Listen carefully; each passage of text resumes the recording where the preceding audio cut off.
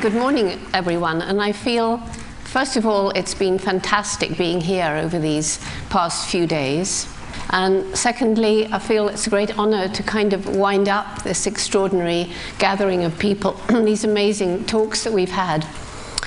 I feel that I've fitted in many ways to some of the things that I've heard. I started off I came directly here from the deep, deep tropical rainforest in Ecuador, where I was out, you could only get there by a plane, with indigenous people with paint on their faces and parrot feathers on their headdresses, where these people are fighting to try and keep the oil companies and keep the roads out of their forests. They're fighting to develop their own way of living within the forest in a world that's clean, a world that isn't contaminated, a world that isn't polluted. And what was so amazing to me, and what fits right in with what we're all talking about here at TED, is that there, right in the middle of this rainforest, was some solar panels, the first in that part of Ecuador, and that was mainly to bring water up by pump so that the women wouldn't have to go down. The water was cleaned, but because they got a lot of batteries, they were able to store a lot of electricity, so every house, and there were, I think, 8 houses in this little community, could have light for, I think it was about half an hour each evening. And there is the chief in all his regal finery with a laptop computer. And this man, he has been outside, but he's gone back. And he was saying, you know, we have suddenly jumped into a whole new era. And we didn't even know about the white man 50 years ago. Now here we are with laptop computers, and there are some things we want to learn from the modern world. We want to know about health care. We want to know about what other people do. We're interested in it.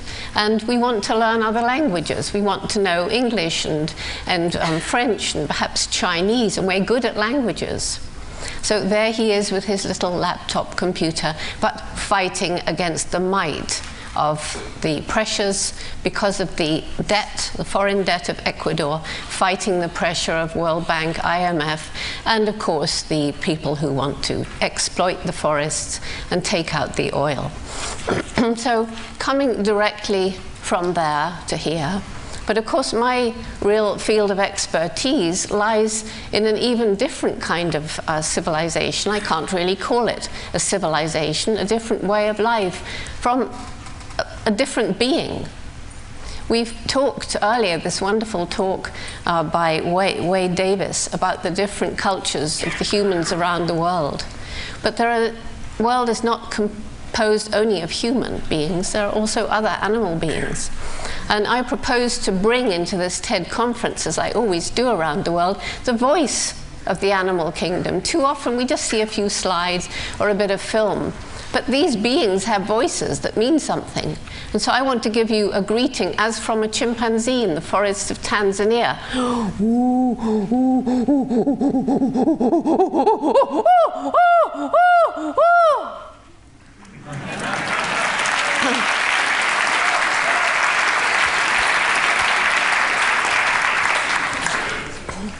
I've been studying chimpanzees in Tanzania since 1960.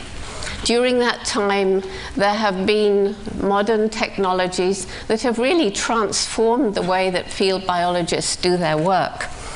For example, for the first time a few years ago, by simply collecting little fecal samples, we were able to have them analyzed, to have DNA profiling done. So for the first time, we actually know which male chimps are the fathers of each individual infant, because the chimps have a very promiscuous mating society.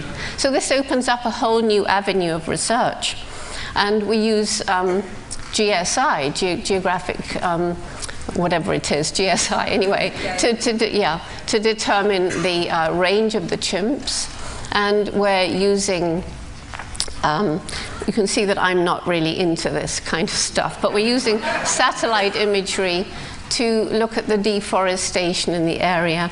And of course, there's developments in infrared, so you can watch animals at night, and equipment for recording by video and tape recording is getting lighter and better. So in many, many ways, we can do things today that we couldn't do when I began in 1960.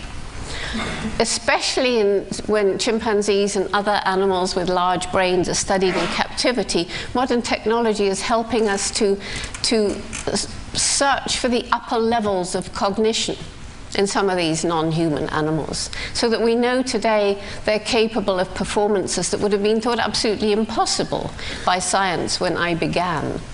I think the chimpanzee in captivity who is the most skilled in intellectual performance is one called Ai in Japan. Her name means love, and she has a wonderfully sensitive partner working with her.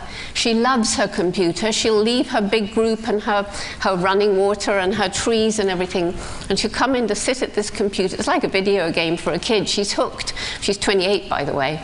And she does things with her computer screen with a touchpad that she can do faster than most humans. She does very complex tasks, and I haven't got time to go into them. But the amazing thing about this female is she doesn't like making mistakes. If she has a bad run and her score isn't good, she'll come and reach up and tap on the glass, because she can't see the experimenter, which is asking to have another go. And her concentration, she's already concentrated hard for 20 minutes or so, and now she wants to do it all over again, just for the satisfaction of having done it better.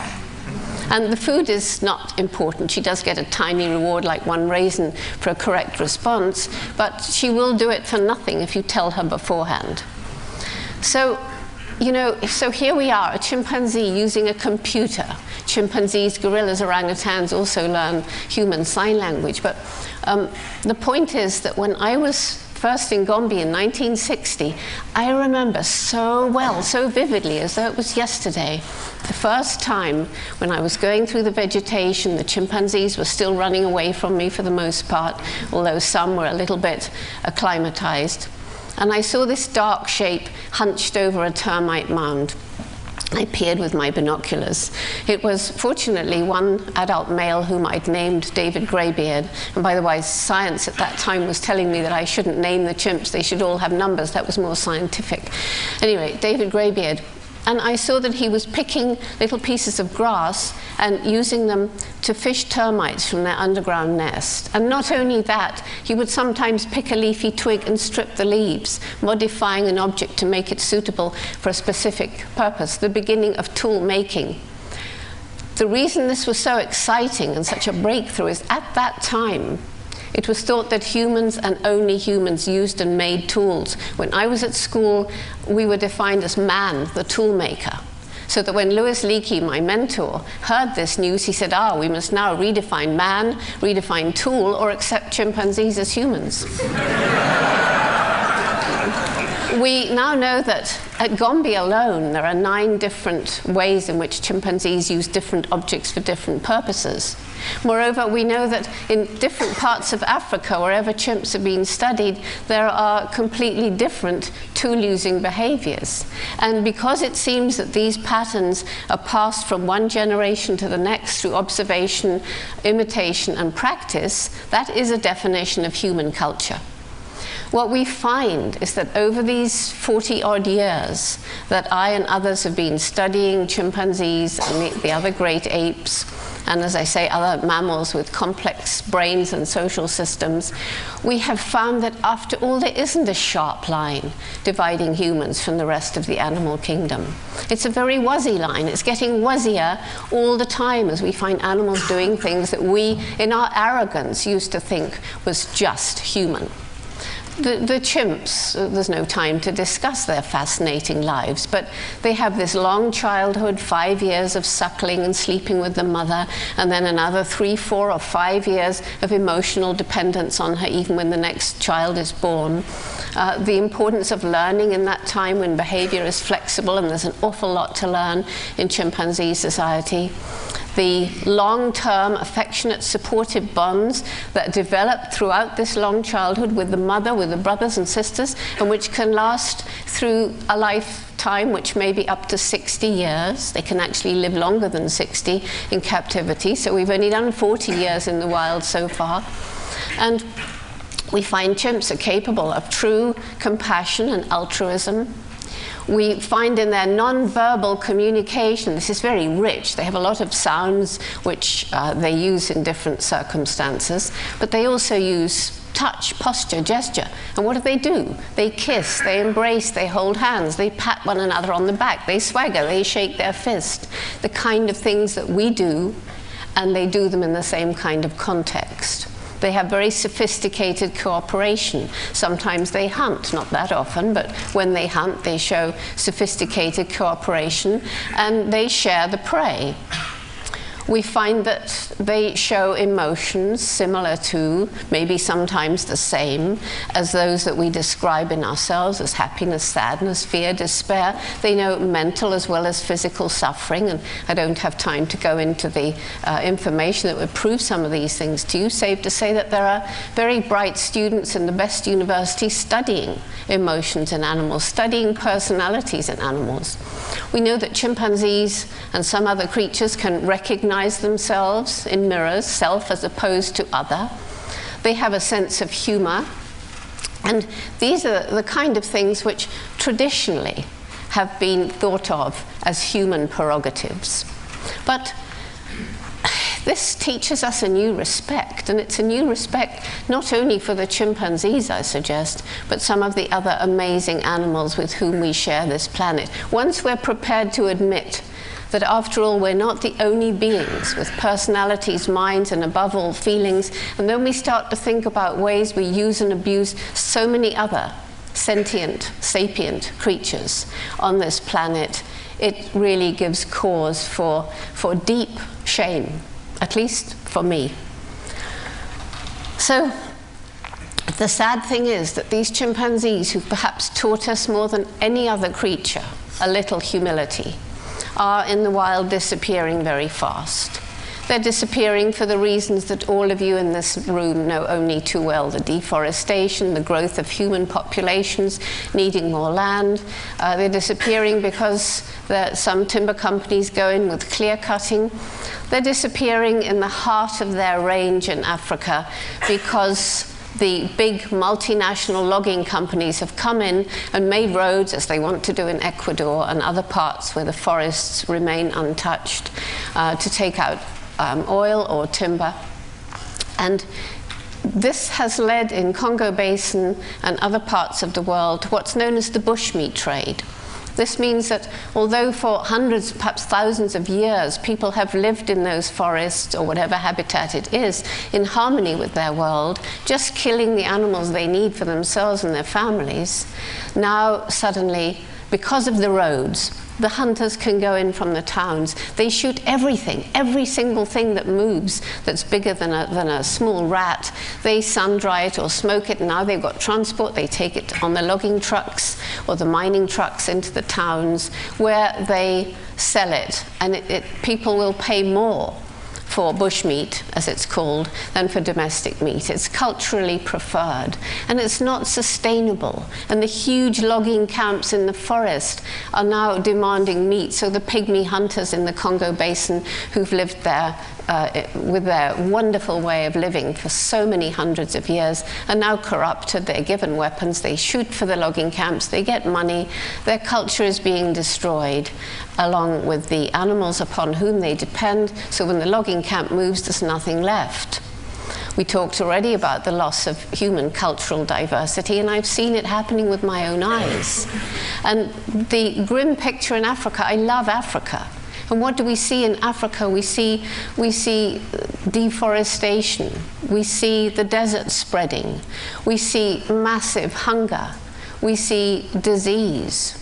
We see population growth in areas where there are more people living on a certain piece of land than the land can possibly support, and they're too poor to buy food from elsewhere. Were the people that we heard about yesterday on the Easter Island who cut down their last tree, were they stupid? Didn't they know what was happening? Of course, but if you've seen the crippling poverty in some of these parts of the world, it isn't a question of let's leave the tree for tomorrow. How am I going to feed my family today? Maybe I can get just a few dollars from this last tree, which will keep us going a little bit longer, and then we'll pray that something will happen to save us from the inevitable end. So this is a pretty grim picture. The one thing we have which makes us so different from chimpanzees or other living creatures is this sophisticated spoken language, a language with which we can tell children about things that aren't here. We can talk about the distant past, plan for the distant future, discuss ideas with each other so that the ideas can grow from the accumulated wisdom of a group. We can do it by talking to each other, we can do it through video, we can do it through the written word. And we are abusing this great power we have to be wise stewards, and we're destroying the world. In the developed world, it's in a way it's worse, because we have so much access to knowledge of the stupidity of what we're doing. Do you know, we're bringing little babies into a world where in many places the water is poisoning them, and the air is harming them, and the food that's grown from the contaminated land is poisoning them. And that's not just in the faraway developing world, that's everywhere. Do you know we all have about 50 chemicals in our bodies we didn't have about 50 years ago? And so many of these diseases like asthma and certain kinds of cancers are on the increase around places where our filthy, toxic waste is dumped. We're harming ourselves around the world, as well as harming the animals, as well as harming nature herself. Mother Nature that brought us into being. Mother Nature, where I believe we need to spend time with as trees and flowers and birds for our good psychological development. And yet there are hundreds and hundreds of children in the developed world who never see nature, because they're growing up in concrete, and all they know is virtual reality with no opportunity to go and lie in the sun or in the forest with the dappled sun specks coming down from the canopy above. As I was traveling around the world, you know, I had to leave the forest. That's where I love to be. I had to leave these fascinating chimpanzees for my students and field staff to continue studying, because finding they dwindled from about 2 million 100 years ago to about 150,000 now, I knew I had to leave the forest to do what I could to raise awareness around the world. And the more I talked about the chimpanzee's plight, the more I realized the fact that everything's interconnected, and the problems of the developing world so often stem from the greed of the developed world. And everything was joining together and making not sense. Hope lies in sense, you said. It's making a nonsense. How can we do it? Somebody said that yesterday. And as I was traveling around, I kept meeting young people who'd lost hope. They were feeling despair. They were feeling, well, it doesn't matter what we do, eat, drink, and be merry, for tomorrow we die. Everything's hopeless. We're always being told so by the media. And then I met some who were angry, an anger that can turn to violence. And we're all familiar with that. And I have 3 little grandchildren. When some of these students would say to me, high school or university, they'd say, we're angry or we're filled with despair because we feel you've compromised our future and there's nothing we can do about it. And I looked in the eyes of my little grandchildren and think how much we've harmed this planet since I was their age. I feel this deep shame. And that's why in 1991 in Tanzania, I started a program that's called Roots and Shoots. There's little brochures all around outside, and if any of you have anything to do with children and care about their future, I beg that you pick up that brochure. And Roots and Shoots is a program for hope. Roots make a firm foundation. Shoots seem tiny, but to reach the sun they can break through brick walls. See the brick walls as all the problems that we've inflicted on this planet. Then you see, it is a message of hope. Hundreds and thousands of young people around the world can break through and can make this a better world.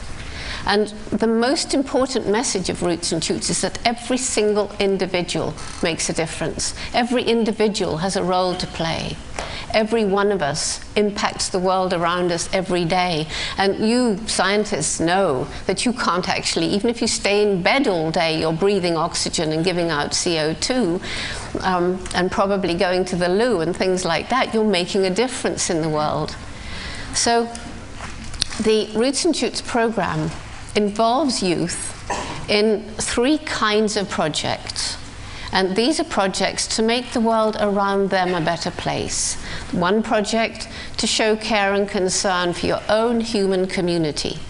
One for animals, including domestic animals. And I have to say, I learned everything I know about animal behavior, even before I got to Gombe and the chimps, from my dog Rusty, who was my childhood companion. And the third kind of project, something for the local environment. So what the kids do depends, first of all, how old are they? And we go now from preschool right through university. It's going to depend whether they're inner city or rural. It's going to depend if they're wealthy or impoverished. It's going to depend which part, say, of America they're in. We're in every state now, and the problems in Florida are different from the problems in New York. It's going to depend on which country they're in. And we're already in 60+ countries with about 5,000 active groups. Only there are groups all over the place that I keep hearing about that I've never even heard of, because the kids are taking the program and spreading it themselves. Why? Because they're buying into it, and they're the ones who get to decide what they're going to do. It isn't something that their parents tell them or their teachers tell them. That's effective. But if they decide themselves, we want to clean this river and put the fish back that used to be there. We want to clear away the toxic soil from this area and have an organic garden. We want to go and spend time with the old people and hear their stories and record their oral histories. We want to go and work in a dog shelter. We want to learn about animals. We want to, it goes on. And this is very hopeful for me.